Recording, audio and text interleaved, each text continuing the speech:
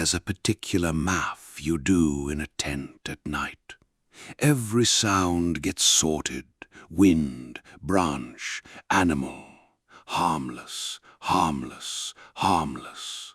You do it until you fall asleep, because the alternative is admitting the truth, that you're lying on the ground, in the dark, in the open, protected by a millimeter of nylon and the assumption that nothing out there is interested in you. These 3 stories are for everyone who's ever done that math and gotten a number they didn't like.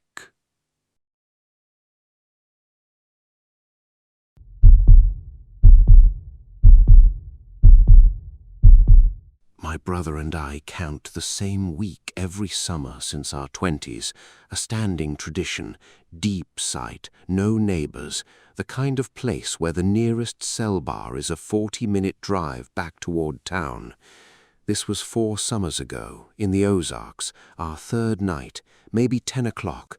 We had a good fire going and steaks finished, when a flashlight came bobbing up the trail from the south. That alone was strange. There was nothing south of us. The trail dead-ended at a wash 2 miles down.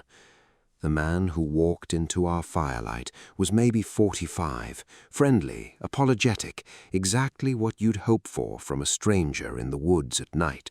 Said his name was Glenn, said he'd gotten turned around, day-hiking, been walking for hours, saw our fire, and could he just sit a minute and get his bearings?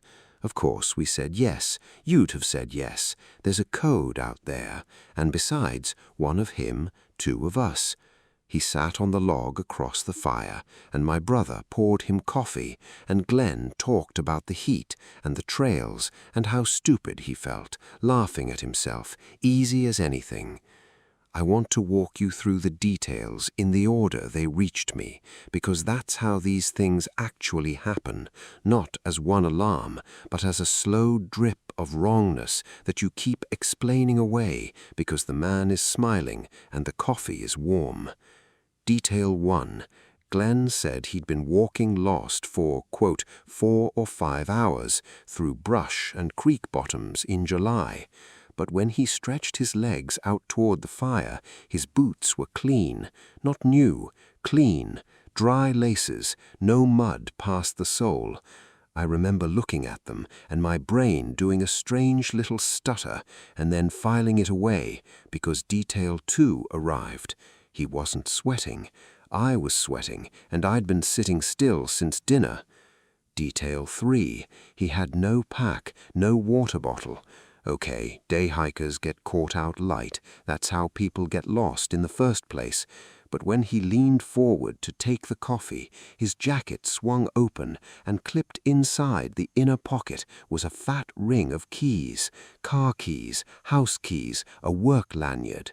Who takes their whole key ring on a day hike and loses the trail, but not the 2-pound clump of metal inside their inner pocket? And detail 4, the one that finally made the hair on my arms stand up in the heat of a July fire. Glenn asked questions, friendly, natural, the kind you'd never notice if the other details hadn't already primed you. Just the 2 of you out here, that your car up at the pull-in, the grey one. You boys pack in tonight, or are you set up for the week? Heading out Saturday, then? 4 questions, spaced across an hour, every single one of them an inventory, numbers, vehicle, duration, schedule. I have replayed that hour 100 times, and what chills me isn't the questions, it's how good he was, how the questions wore the fire's warmth like a coat. My brother caught it too.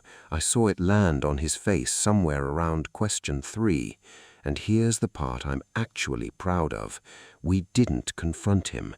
2 of us, 1 of him, but it was full dark. We were 2 miles from the truck, and men who ask inventory questions sometimes have friends who don't come into the firelight. So we lied, casually, the way Glenn lied.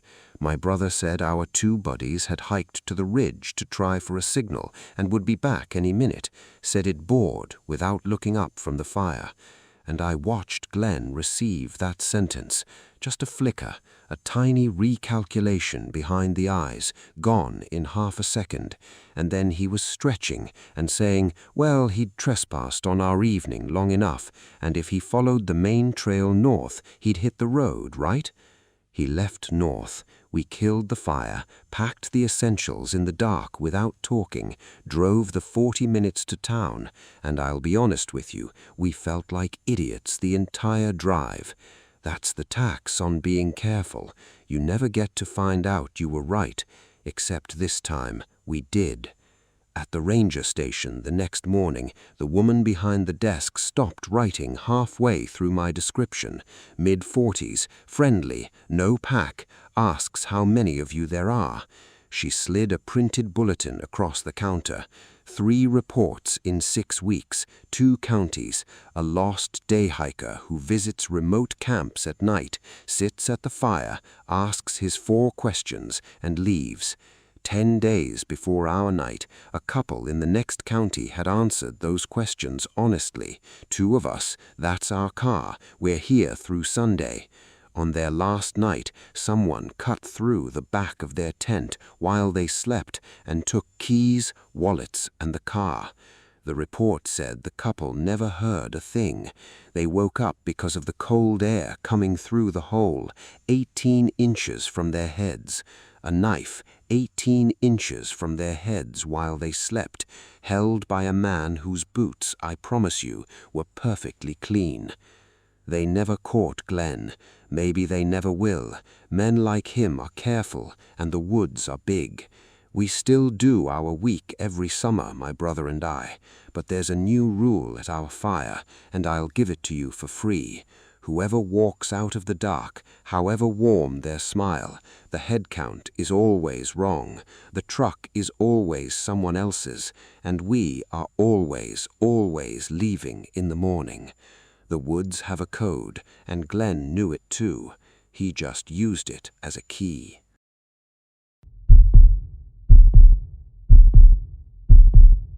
Before this trip, I'd have told you the scariest sound in the woods is a branch breaking close to your tent. I know better now. The scariest sound in the woods is a song you know, coming from a place where nobody should be. 5 days on a remote loop trail in the North Cascades, my girlfriend Dana and me, backcountry permits, bear cans, the whole responsible kit. We're experienced. That matters for this story, because every explanation you're about to reach for, we reached for first. Dana whistles when she hikes, not performing, background whistling, the way some people hum, and she has a default, the first 6 notes of a lullaby her grandmother taught her, this odd little minor key phrase, slightly crooked, like a music box with one bent tooth. I'd know it anywhere on earth. I've heard it on 100 trails. Day 2, mid-afternoon, we stopped for water at a creek crossing, and from somewhere upslope, far, maybe a few 100 yards into the timber, the phrase came back. All 6 notes, her crooked little tune in the right key, hanging in the air over the creek noise. We laughed, honestly, we did.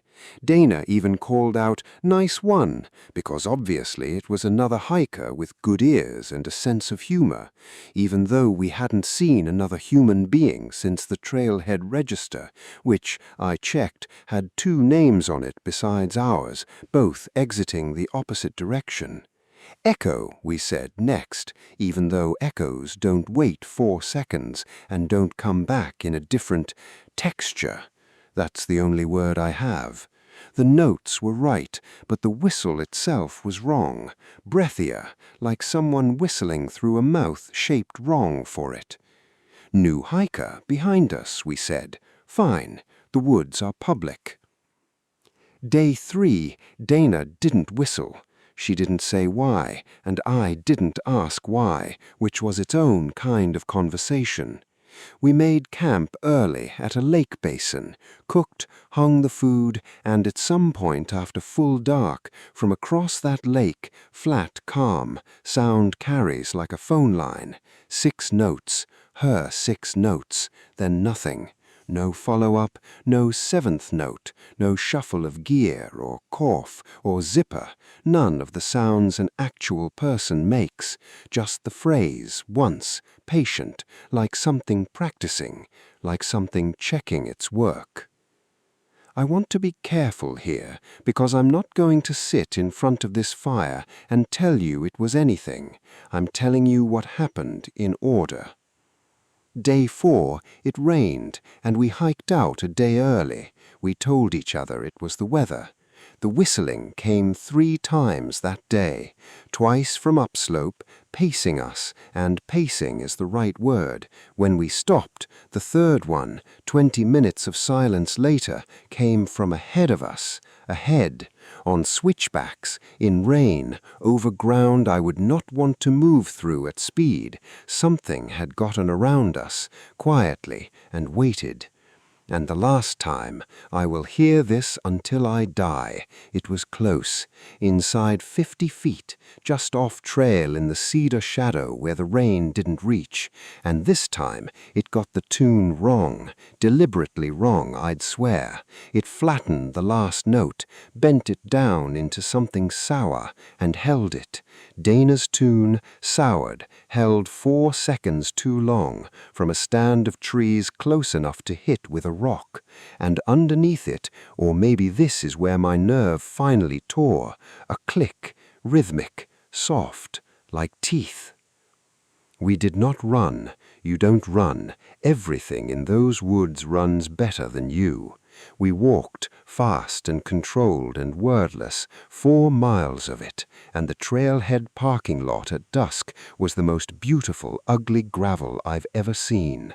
Boots off, gear thrown in the trunk, and as I closed the hatch, Dana grabbed my arm hard enough to bruise, because from the tree line at the edge of the lot, the tree line at the civilization end of a 40-mile trail, where we had escaped, where it was over, 6 notes, perfect this time, sweet even, and then, and I need you to hear me, the second half of the lullaby, the part Dana never whistles, the part I didn't know had a second half until she went white and told me in the car with the doors locked. It finished the song. It had known the whole song the entire time, and for 3 days it had only ever given us exactly as much as we'd given it, until it wanted us to know that it wasn't learning the tune. It was letting us think it was. Dana doesn't whistle on trails anymore. We still hike. We're not going to give up the mountains, but we hike quiet now, and I'll pass along the rule an old Forest Service hand gave me when I got up the nerve to tell him, expecting to be laughed out of the bar. He didn't laugh. He looked into his beer for a while, and he said, "If the woods learn a sound from you, don't ever teach them another one."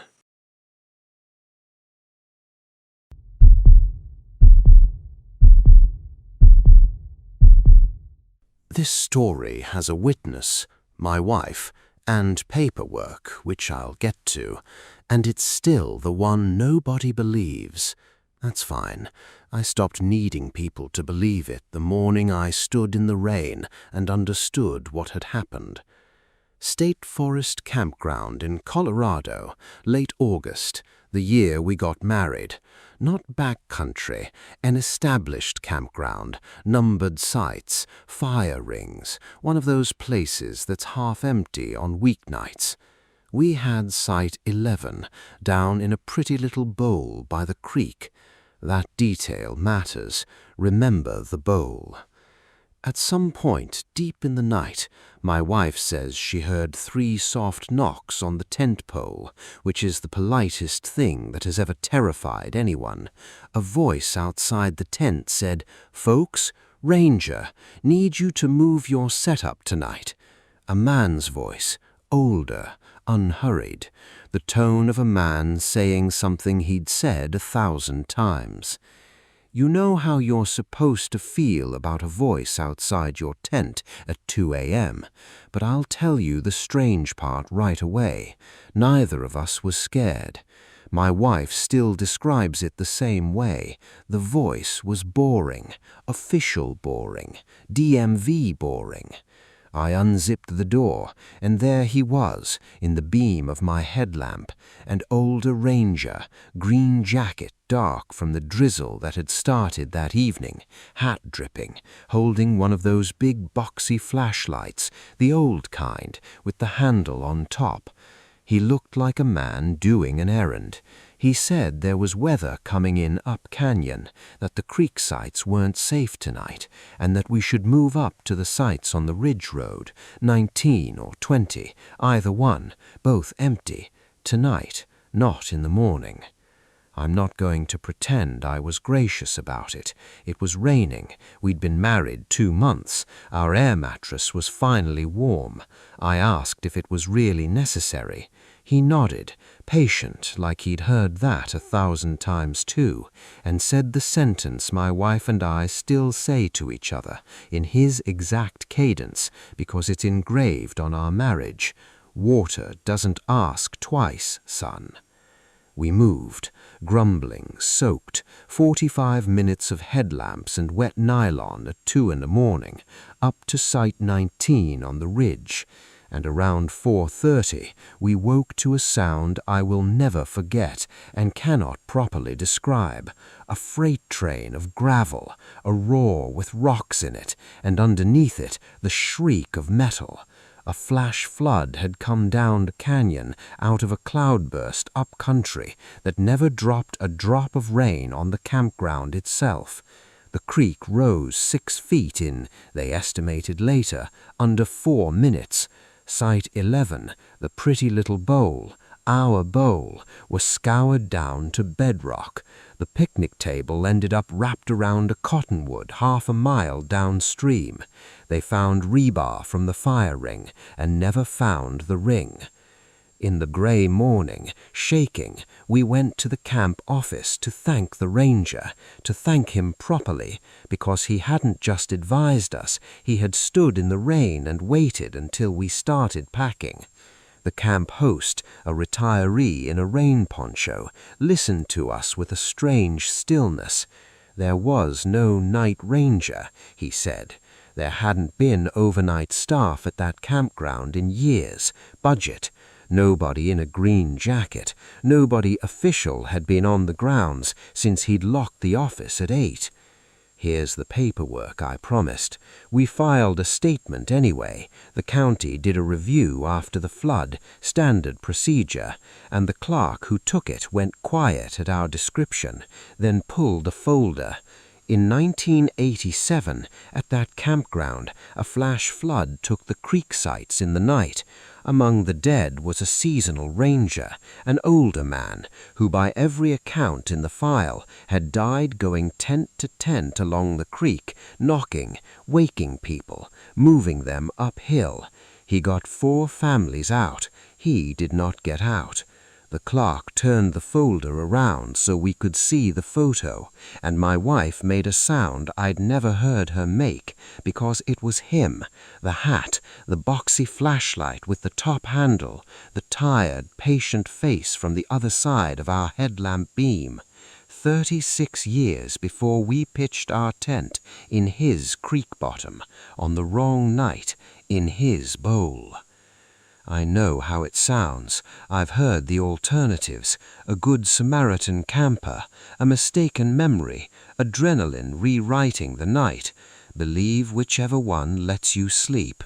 But twice a year, we drive out and camp at that campground, always up on the ridge, and we leave a cup of coffee on the table at Site 11, going, black, steaming, poured at 2 a.m., which my wife says is a strange little ritual and also refuses to ever let us skip. Because the dead have kept walking that creek line for 36 years, in the rain, doing the job. knocking 3 times, saying it plain. Water doesn't ask twice, son. And it seems to us that the living can do the least is answer the door. If you've made it this far, next time you're in a tent doing the math on a sound in the dark, remember that some of what's out there means you harm, and some of it, just maybe, is still on shift. Subscribe to the hollow dial, because time doesn't heal, it haunts. Got a true camping story of your own? Leave it in the comments. We're listening, and so is something else.